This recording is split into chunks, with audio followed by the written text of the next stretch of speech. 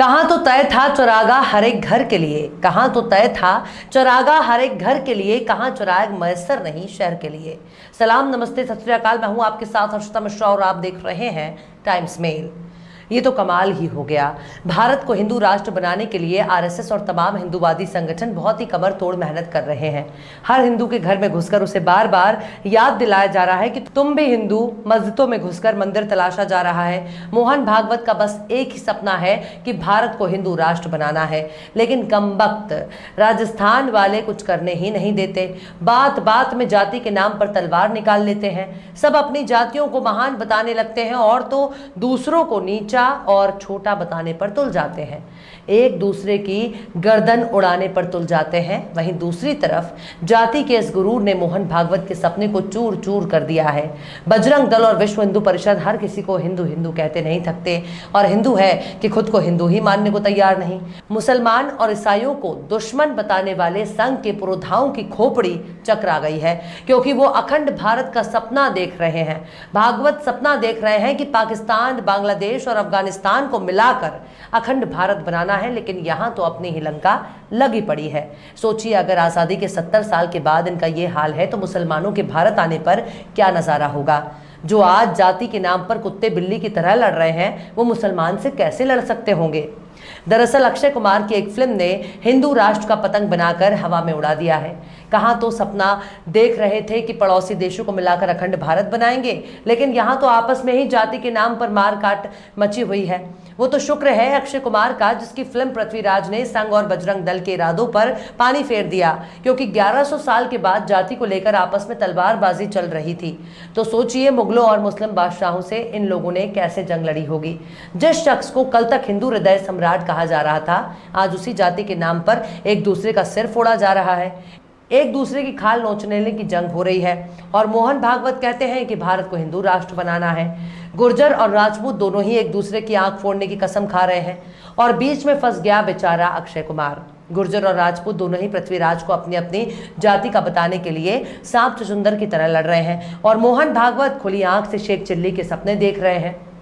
दोनों ही जातियां हिंदू होने के बावजूद आपस में लड़ रही हैं। एक कह रहा है कि खबरदार जो पृथ्वीराज को गुर्जर कहा, तो दूसरा कह रहा है कि अगर पृथ्वीराज को राजपूत बताने की कोशिश की तो हम तुम्हारी ईंट से ईंट बजा देंगे।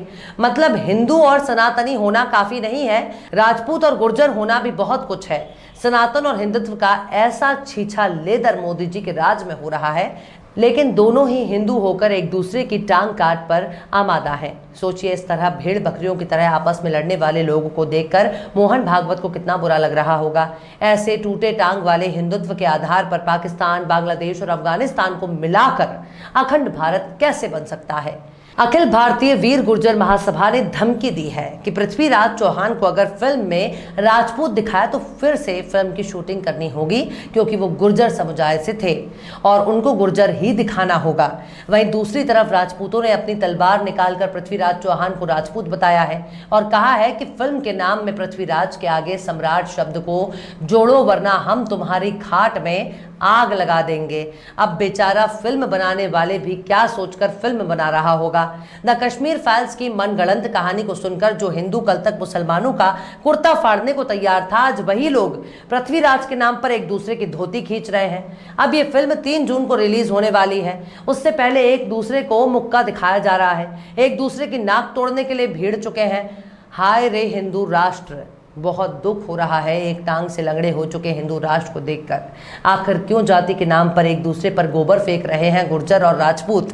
बताएंगे आपको और भी बहुत कुछ, लेकिन आप अगर हमारे चैनल पर नए हैं और पहली बार हमारी वीडियो को देख रहे हैं तो आप हमारे चैनल टाइम्स मेल को सब्सक्राइब कर लें, वीडियो को लाइक कर दें और बेल आइकन का नोटिफिकेशन बटन भी प्रेस कर दें, ताकि बिना देरी हमारी हर खबर आपको मिलती रहे। लौटते हैं आप खबर की तरफ। अक्षय कुमार की नई फिल्म पृथ्वीराज पर इतना बड़ा तनाज़ा खड़ा हो गया, जिसके बाद हिंदू राष्ट्र का पलीता लगता नजर आ रहा है।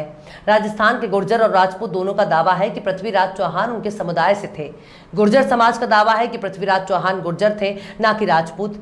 गुर्जर नेता हिम्मत सिंह का कहना है कि पृथ्वीराज फिल्म चंद बरदाई द्वारा लिखी गई पृथ्वीराज रासों पर आधारित है, और ऐसा ही पृथ्वीराज फिल्म के टीजर में दिखाया गया है। हिम्मत सिंह का कहना है कि जिस लेखक रचना पर फिल्म आधारित है वो खुद ही पृथ्वीराज से 400 साल बाद 16वीं सदी में पैदा हुआ था। लिहाजा चंदर वरदाई की रचना पूरी तरह से काल्पनिक है। हिम्मत सिंह ने कहा है कि पृथ्वीराज रासो पिंगल भाषा में लिखी गई है, जो कि ब्रज और राजस्थानी भाषा का मिश्रण है। हिम्मत सिंह बस यहीं तक नहीं रुकते हैं, उन्होंने ये भी दावा कर दिया है कि पृथ्वीराज के दौर में संस्कृत भाषा का इस्तेमाल होता था। सोचिए मोहम्मद गौरी को संस्कृत समझने में कितनी दिक्कत हुई होगी। वहीं दूसरी तरफ अखिल भारतीय वीर गुर्जर महासभा के संरक्षक आचार्य वीरेंद्र विक्रम का दावा है कि कदवाहा और राजौर के शिलालेखों में तिलक मंजरी, सरस्वती कंठ भरण, पृथ्वीराज विजय के शिलालेखों में पृथ्वीराज के गुर्जर होने के प्रमाण मिले हैं। उनका कहना है कि पृथ्वीराज विजय महाकाव्य के सर्ग 10 के श्लोक नंबर 50 में पृथ्वीराज के किले को गुर्जर दुर्ग लिखा है, जबकि सर्ग 11 के श्लोक नंबर 7 और 9 में गुर्जरों द्वारा गौरी को पराजित करने का जिक्र है। इससे यह साबित होता है कि पृथ्वीराज चौहान गुर्जर समुदाय से थे। आचार्य वीरेंद्र विक्रम का दावा है कि पृथ्वीराज रासो के आदि पर्व में पृथ्वीराज चौहान के पिता सोमेश्वर को गुर्जर के रूप में वर्णित किया गया है, लेकिन राजपूत ने पृथ्वीराज चौहान के गुर्जर होने के दावे को खारिज कर दिया है। गुर्जरों के दावों पर सख्त ऐतराज किया है। करनी सेना के प्रवक्ता का कहना है कि गुर्जर शुरुआत में गौचर थे, जो इसके बाद में गुज्जर और फिर गुर्जर में कहलाने लगे। मूल रूप से गुजरात के रहने वाले हैं, इसलिए उन्हें ये नाम मिला। गुज्जर शब्द गौचर शब्द से आया और ये लोग सिंधु घाटी में रहते थे। इसी तरह राजपूत शब्द राजपुताना से आया। जाति के आधार पर हम क्षत्रिय हैं। कल्याणवत का कहना है कि पृथ्वीराज के वंशज अजमेर में रह रहे हैं, उनके पास अपने वंश का पूरा प्रमाण है। भारत में वंशावली का पता लगाना कठिन नहीं है, क्योंकि गया, हरिद्वार और पुष्कर में पीढ़ियों के पुराने रिकॉर्ड संरक्षित हैं। यहाँ तक कि सरकारें भी उन्हें वैध रिकॉर्ड के रूप में स्वीकार करती हैं। अखिल भारतीय क्षत्रिय महासभा के अध्यक्ष महेंद्र सिंह तंवर और पृथ्वीराज चौहान ए लाइट ऑन मिस्ट नामक किताब लिखने वाले इतिहासकार वीरेंद्र सिंह राठौर ने एक इंटरव्यू में गुर्जरों के इस दावे को खारिज किया। पृथ्वीराज चौहान के समय में राजपूतों के नहीं होने के दावे को गलत बताते हुए इतिहासकार राठौर का कहना है कि राजपूत वैदिक समाज जितने ही पुराने हैं, क्योंकि राजपूत और क्षत्रिय एक दूसरे के पर्यायवाची रहे हैं। हमारे हजारों वर्षों के इतिहास में ऋग्वेद से लेकर रामायण और महाभारत तक, पाली साहित्य से कथा सरिता सागर तक, उपनिषदों से लिच्छवी शिलालेखों तक हर जगह राजपूत का प्रयोग साहित्य में क्षत्रिय के साथ परस्पर रूप में किया गया। राठौर गुर्जरों के राजपूत में कन्वर्ट होने के दावे को भी खारिज करते हुए कहते हैं कि ब्रिटिश गजेटियर्स और देवनारायण की फड़ के मुताबिक गुर्जर खुद राजपूत राजवंशों से आए। मतलब पृथ्वीराज को लेकर दोनों तरफ बराबर आग लगी हुई है। लेकिन ताज्जुब की बात देखिए कि इतने मशहूर शख्सियत के बारे में ज्यादा जानकारी नहीं है। उनके बारे में जानकारी केवल कुछ ही समकालीन शिलालेखों में उपलब्ध है। माना जाता है कि 1166 में पृथ्वीराज का जन्म हुआ था। 1177 ईस्वी में नाबालिग रहते हुए ही उन्हें राजगद्दी मिल गई थी। पृथ्वीराज को जो राज्य विरासत में मिला वो उत्तर में थानेसर से दक्षिण में मेवाड़ तक फैला था। यह भी माना जाता है कि पृथ्वीराज ने विस्तारवादी नीति अपनाई और चंदेलों को हराकर अपने राज्य का विस्तार किया। पृथ्वीराज ने आसपास के राजपूत वंश के राजाओं को एकजुट किया और 1191 ईस्वी में तेराइन के पहले युद्ध में मोहम्मद गौरी को हराया था। माना जाता है कि युद्ध में बुरी तरह घायल होने के बाद मोहम्मद गौरी को भगना पड़ा, लेकिन ठीक एक साल बाद ही 1192 ईस्वी में मोहम्मद गौर ने तुर्क तीरंदाजों के साथ दस्तक की और तराइन के दूसरे युद्ध में पृथ्वीराज चौहान को बुरी तरह शिकस्त का सामना करना पड़ा। बल्कि सिर्फ शिकस्त ही नहीं, गौरी ने पृथ्वीराज को खत्म कर दिया। कुछ लोग ये भी मानते हैं कि मोहम्मद गौरी पृथ्वीराज को कैद करके अफगानिस्तान ले जाया गया। पृथ्वीराज को लेकर कई किस्से और कहानियां मौजूद हैं, लेकिन उनके राजपूत और गुर्जर होने पर विवाद बना हुआ है। दोनों ही जातियों के लोग पृथ्वीराज को अपनी जाति का मान रहे हैं। जिस तरह से गुर्जर और राजपूत एक दूसरे के बाल नोच रहे हैं, उसे देखकर तो ऐसा ही लगता है कि जब मुसलमान भारत में आए तब इस तमाशे को देखकर उन्हें दो मुर्गों की जंग याद आई हुई होगी, क्योंकि मुसलमानों को मुर्गों की जंग देखना बहुत पसंद था, लेकिन भारत में मुर्गों की जंग के बजाय मूर्खों की जंग चल रही थी, जो मुर्गे की जंग से कहीं ज्यादा मजेदार थी। जाति के नाम पर लड़ते लड़ते इन लोगों के हाथ में हिंदू और सनातनी शब्द बस एक झुंझुना बनकर रह गया, जिसे आरएसएस बार बार हिलाने के लिए कहता है, लेकिन उससे कुछ होता नहीं है।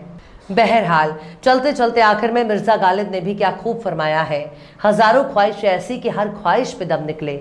हजारों ख्वाहिश ऐसी कि हर ख्वाहिश पे दम निकले। बहुत निकले मेरे अरमान, लेकिन फिर भी कम निकले।